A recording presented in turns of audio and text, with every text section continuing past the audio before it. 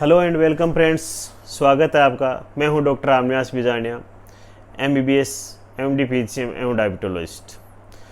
दोस्तों, जैसा कि आपको हमने प्रीवियस वीडियोज़ में बताया डायबिटीज़ के बारे में, डायबिटीज़ का इलाज कैसे करें या डायबिटीज़ को समाज में किस रूप में व्याप्त है, डायबिटीज़ के लिए किस किस तरह की पैथोलॉजी है, क्यों इंडियन पॉपुलेशन में ज़्यादा होती है, क्यों इसके बारे में जानना ज़रूरी है, ख़ास तौर से अपनी पॉपुलेशन इंडियन पॉपुलेशन में जानना क्यों ज़रूरी है।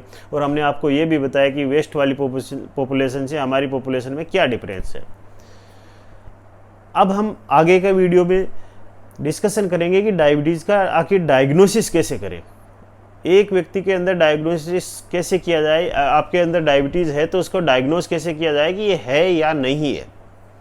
इसके लिए मैं आपसे गुजारिश करूंगा कि अगर आपने मेरे पिछले वीडियो नहीं देखे हैं तो कृपया पहले वो देखें, तभी ये वीडियो समझ में आएगा।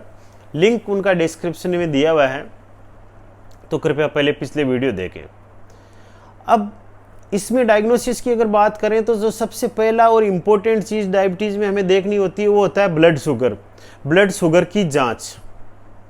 ब्लड शुगर की जांच अलग अलग तरह की जांच होती है। सिंपली पेशेंट आते हैं, अपना शुगर चेक करवा के आते हैं, बोलते हैं हमारा शुगर ये है, डॉक्टर साहब दवाई लिख दीजिए। वो संभव नहीं होता। आज मैं आपको बताऊंगा कि शुगर जांच के क्या मायने हैं, किस किस तरह से शुगर को जांच किया जाता है, चेक किया जाता है।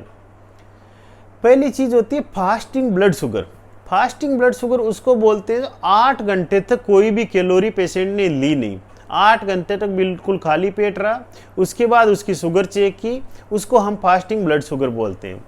अगर ये शुगर आपके 126 से ज़्यादा आ रहा है तो आपको डायबिटीज़ है। अगर ये शुगर आपके 100 या 100 से कम आ रहा है तो आपको डायबिटीज़ नहीं है। 100 से 110 के बीच में या 100 से 126 के बीच में अपन माने मोटा मोटा आ रहा है तो उसको हम बोलते हैं मेडिकल भाषा में इम्पेयर्ड फास्टिंग ग्लूकोज, या उसको बोलते हैं प्री डायबिटीज़। अभी डायबिटीज़ नहीं है, भविष्य में आपको डायबिटीज़ होने की संभावना पूरी है। तो ये हुआ फास्टिंग ब्लड शुगर का क्राइटेरिया। दूसरा होता है अगर आपके सिम्टम्स है प्लस रैंडम शुगर चेक करवाया, कभी भी शुगर चेक करवाया, वो 200 से ज़्यादा आ रहा है और सिम्टम्स भी है तो आपको डायबिटीज़ है।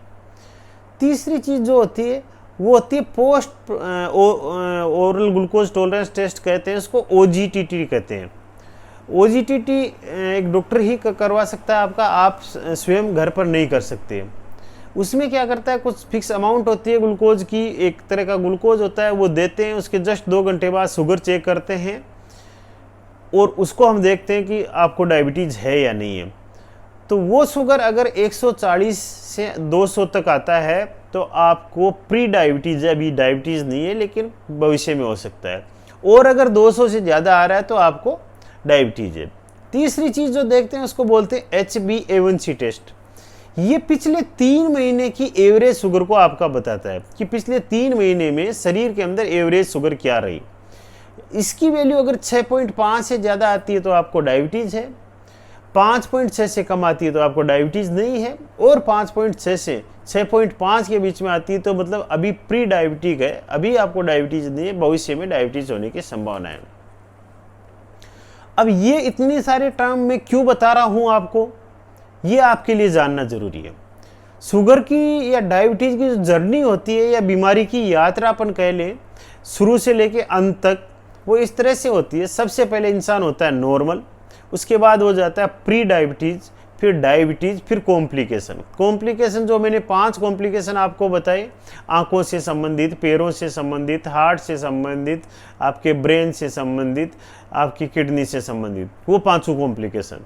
तो सबसे पहले नॉर्मल, फिर प्री डायबिटीज, फिर डायबिटीज और उसके बाद कॉम्प्लिकेशन वाली स्टेज में।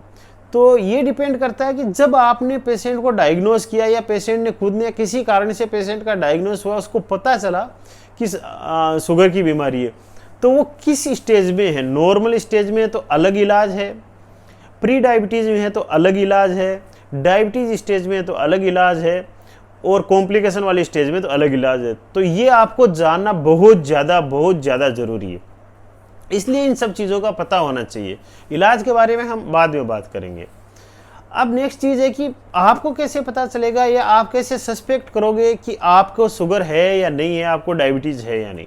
तो उसके लिए कुछ सिम्टम्स होते हैं, वो आपको देखने हैं। सबसे इम्पोर्टेंट पहली चीज़, 3 मेन इम्पोर्टेंट सिम्टम होते हैं, पोलीयूरिया, पॉलीफेजिया, पॉलीडिप्सिया, जिसको अपन बोलते हैं पेशाब का बार बार लगना, भूख का ज़्यादा लगना और पेशाब का ज़्यादा लगना और प्यास का ज़्यादा लगना। ये 3, पानी की प्यास ज़्यादा लगना, 3 सिम्टम्स होते हैं, ये बार बार होते हैं। इससे अगली चीज़ जो है वो क्या है, वो है आपका कोई घाव हो छोटा मोटा शरीर में, कहीं ना कहीं कोई घाव हो, वो भर नहीं रहा हो, तो आपको शुगर हो सकता है। अगली क्या चीज़ है, इचिंग, जेनाइटल एरिया वगैरह में इचिंग, खुजली चलती हो बार बार, तो आपको शुगर हो सकता है। अगली चीज़ है थकान या कमजोरी रहना या वीकनेस रहना, वजन का घटना, ये सब डायबिटीज़ के सिम्टम है। दूसरे तरह के सिम्टम है जो कॉम्प्लिकेशन हो गए हो उनसे संबंधित है। जैसे मान लो कि किडनी का कॉम्प्लिकेशन हो गया हो डायबिटीज़ के कारण, तो आपको चेहरे पे सूजन, पैरों पे सूजन, रात में यूरिन का ज़्यादा लगना, ऐसा हो सकता है। आँख से संबंधित कॉम्प्लिकेशन हो गया हो तो दिखना कम हो सकता है।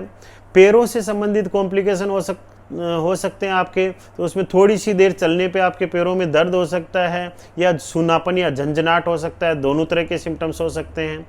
हार्ट से संबंधित हो गया हो तो हो सकता है छाती में दर्द, छाती में भारीपन का होना, या थोड़ी दूर चलने पे सांस का फूलना, ऐसा हो सकता है। और एक जो सबसे इम्पोर्टेंट कॉम्प्लिकेशन है वो होता है, पुरुषों में हालांकि ज़्यादा होता है, इरेक्टाइल डिस्फंक्शन। उसमें इरेक्टाइल सेक्सुअल डिस्फंक्शन हो सकता है। तो इनमें से कोई भी तरह का सिम्टम हो तो कृपया अपने चिकित्सक की सलाह लें और उसका इलाज करवाएं।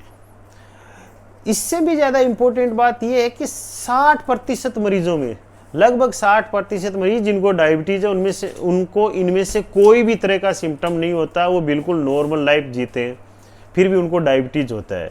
तो वो वाले मरीज बहुत प्रॉब्लम वाली चीज़ है, उनका पहचाना बहुत ज़रूरी है। अब बात आई कि भाई जांचें क्या क्या करवानी चाहिए, तो ये आपकी चिकित्सक की सलाह के अनुसार होती है, बहुत सारी होती है। जितने मैंने कॉम्प्लिकेशन बताए, किडनी के, हार्ट के, ब्रेन के, पैरों के, आँखों के, उन सब के अनुसार जांचें होती है। किडनी का फंक्शन होता है, लीवर का फंक्शन होता है, शुगर होता है, HbA1c होता है, ये सारी जांचें अपने को करवानी होती है। ये कंप्लीट जांच अपन करवाएं तभी अपने को पता लगता है कि मरीज अभी कौन सी स्टेज में है। 4 स्टेज मैंने बताई, नॉर्मल, प्री डायबिटीज़, डायबिटीज़ और कॉम्प्लिकेशन। अगर सारी जांचें अपन करवाएंगे तभी अपन कह पाएंगे मरीज कौन सी स्टेज में है और उसका ट्रीटमेंट क्या है।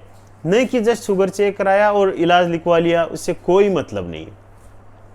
तो दोस्तों, आपको ये वीडियो कैसा लगा कमेंट सेक्शन में कमेंट करके हमें ज़रूर बताइए। और अगले वीडियो में हम आपको बताएंगे कि ये तो पता चला डायबिटीज़ हो के गया अपने को, अब इसका इलाज जो है, जो सबसे यूजफुल और सबसे ज़रूरी चीज़ है, वो है डायबिटीज़ का इलाज। वो हम अगले वीडियो में बताएंगे। तब तक के लिए हंसते रहे, मुस्कुराते रहे, स्वस्थ रहें। धन्यवाद।